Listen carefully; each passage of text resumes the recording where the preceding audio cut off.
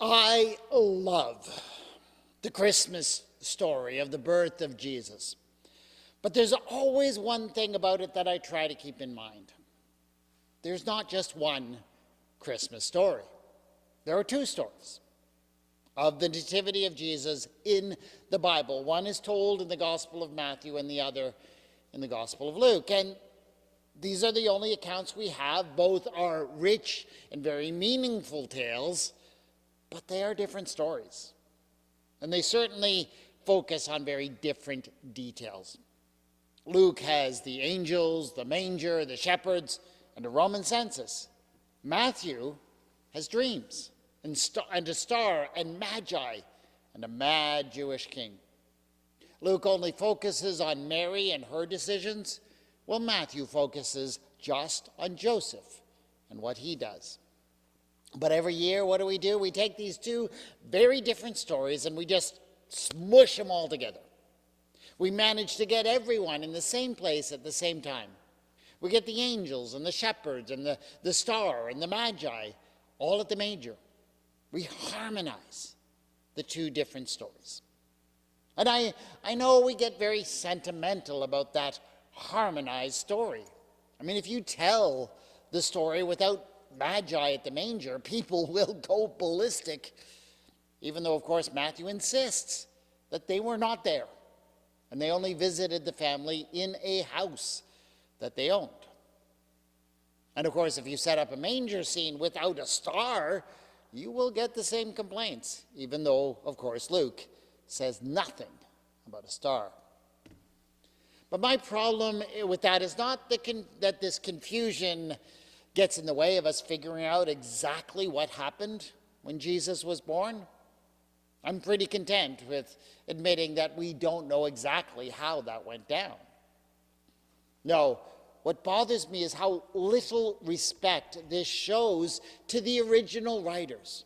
When we twist and distort Matthew's nativity story so that it doesn't contradict Luke's, we end up robbing Matthew of everything that made his tale so special. And then when we twist Luke's story to make it fit with Matthew's, we end up robbing Luke's story. When you reduce everything, in other words, to the lowest common denominator, you get a story that is merely common. And gospel stories are supposed to be anything but common.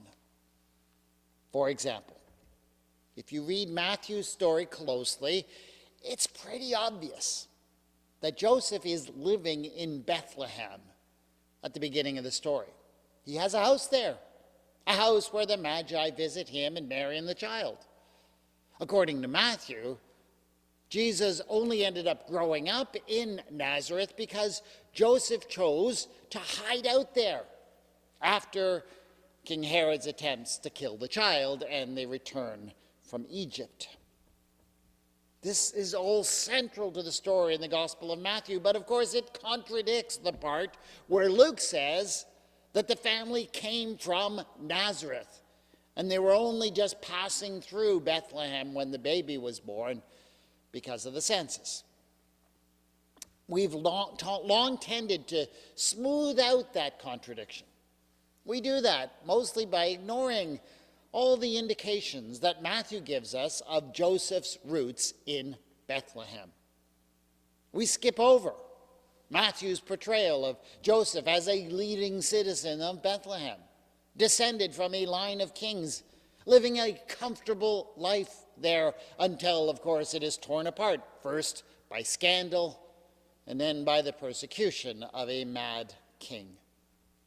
But that's a great story, and it deserves to be told in full. So, I'm going to try and tell it. Joseph remembered the day when his engagement was announced. Everywhere he went in Bethlehem, people would bow deeply and congratulate him.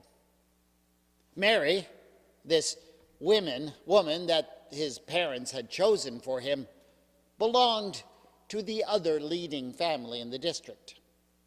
And their marriage would form an alliance that would guarantee the prominence and prosperity of the family for a long time to come. Their future was assured. Some of his well-wishers spoke to Joseph about the exalted lineage of his family. They boldly spoke that this favorable marriage would lead to the restoration of the privileges of the house of David, a revival of the glories of the old kingdom with earthly power. Joseph smiled to them and received their well wishes with grace. And he remembered wondering what this Mary was really like. Was she pretty? Was she smart? His parents had assured him, of course, that she was wealthy and chaste because that's what mattered to them. But Joseph found that other things mattered. They mattered a great deal. He felt as if his life was just beginning, and he was excited and anxious about what might come next. On the day when the news of her pregnancy spread through town, things were very, very different. Apparently, there was no question about her condition. There had been wild speculation going around for weeks that something was wrong, but she'd remained hidden in her father's house. Now she had finally emerged, and all speculation had been replaced with certainty. So on this day, as Joseph circulated the town, there were no smiles, no congratulations. Instead, people looked away as Joseph approached, pretended not to see him so that they didn't have to speak to him. Joseph went through the full gamut of emotions that day.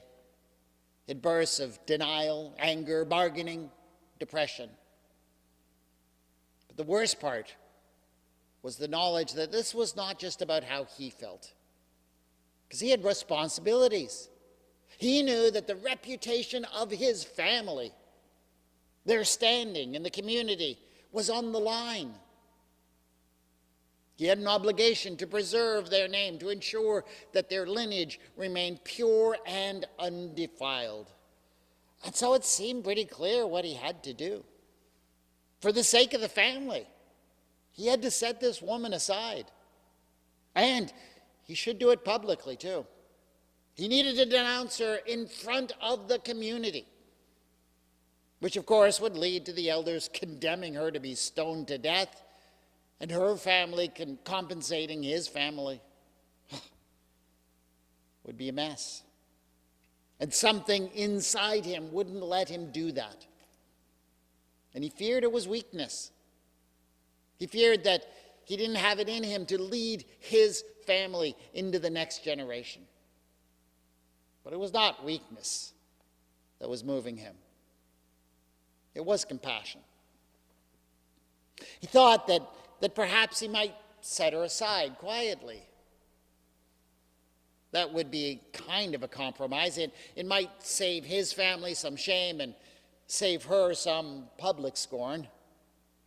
But even that option, he could not help but feel bad about. So distraught, Joseph went to sleep that night. Perhaps, he thought in his dreams, he might find the direction that he lacked in the waking world. And then came the night, a couple of years later. Joseph, instructed by his dream, had gone through with the marriage. He and Mary had become husband and wife.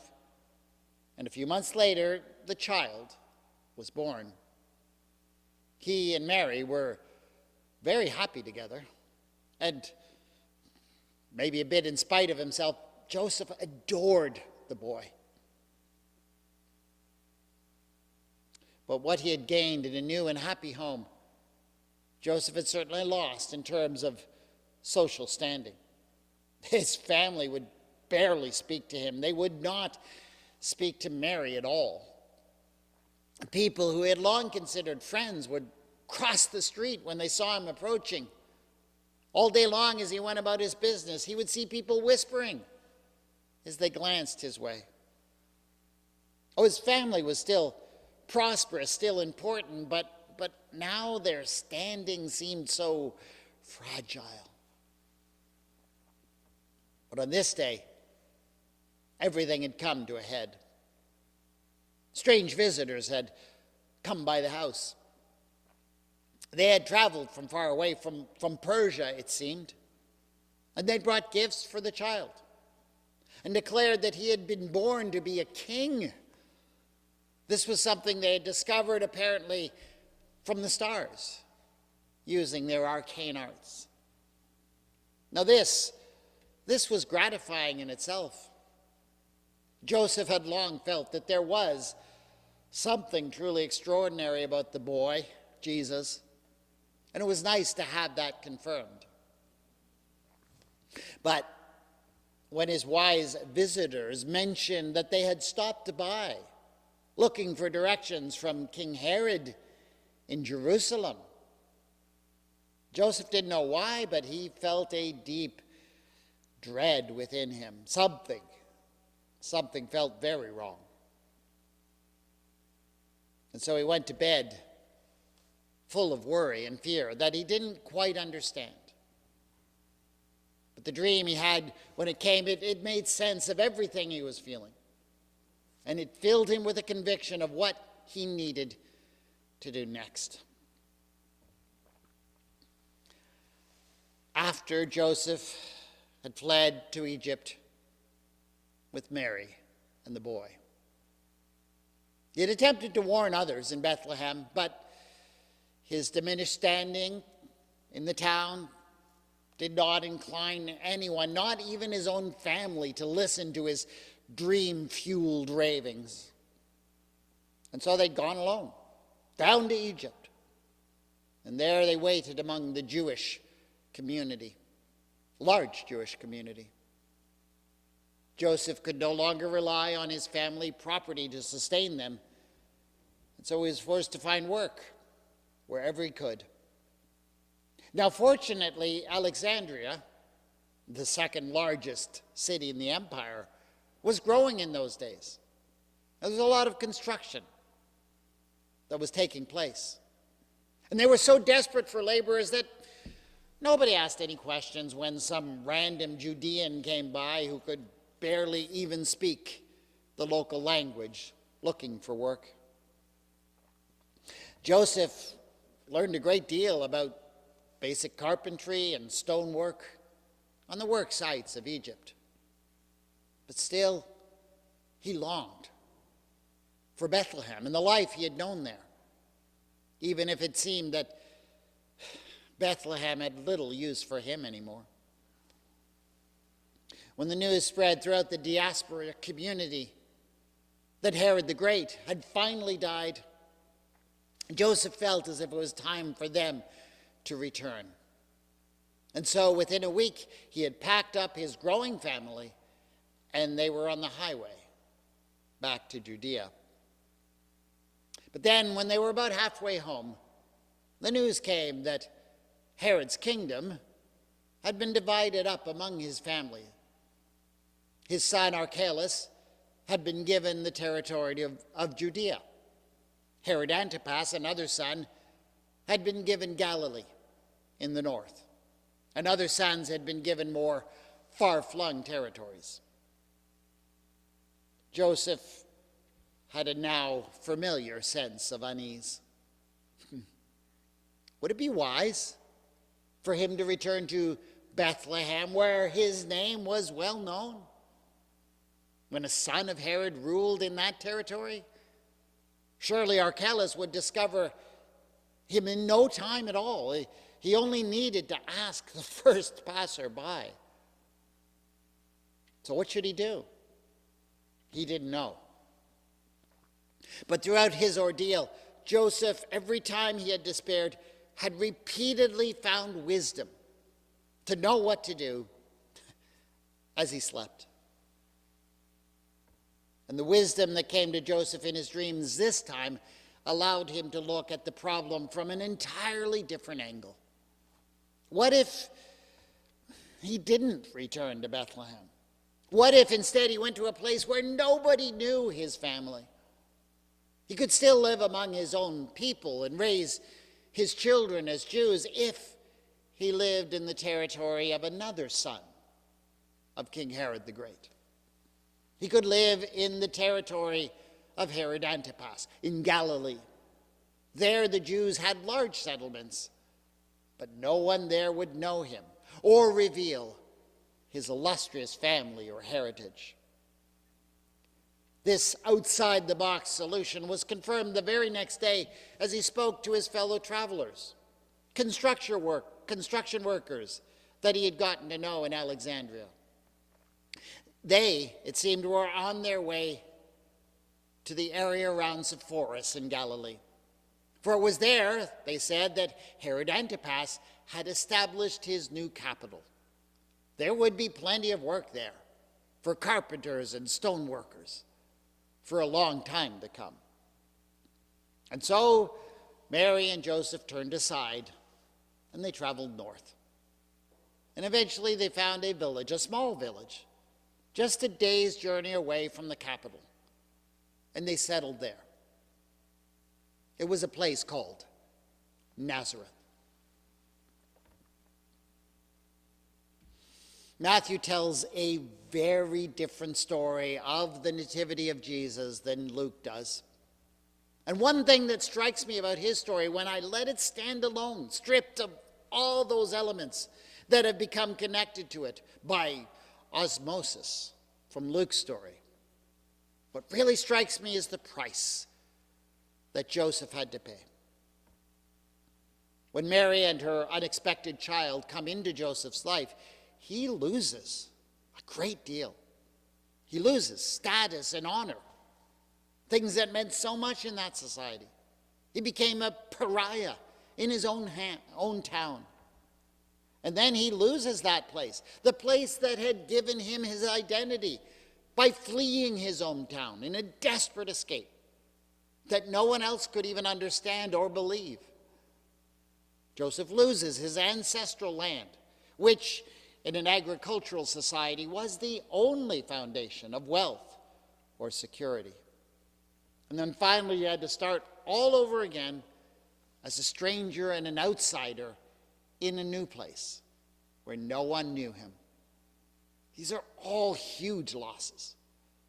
Losses we can scarcely understand because we do not know how important such things were in that time and place.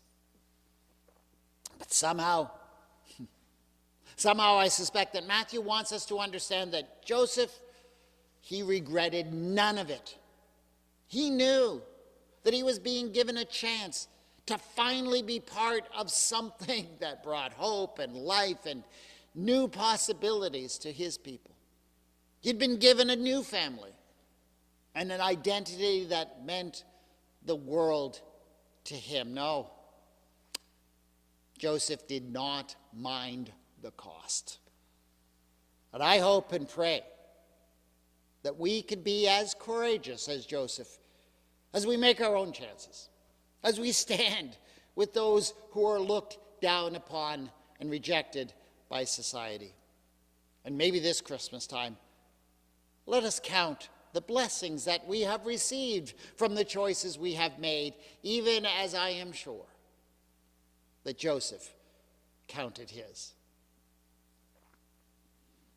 Thank you, God, for this amazing story of how your Son came among us. Amen.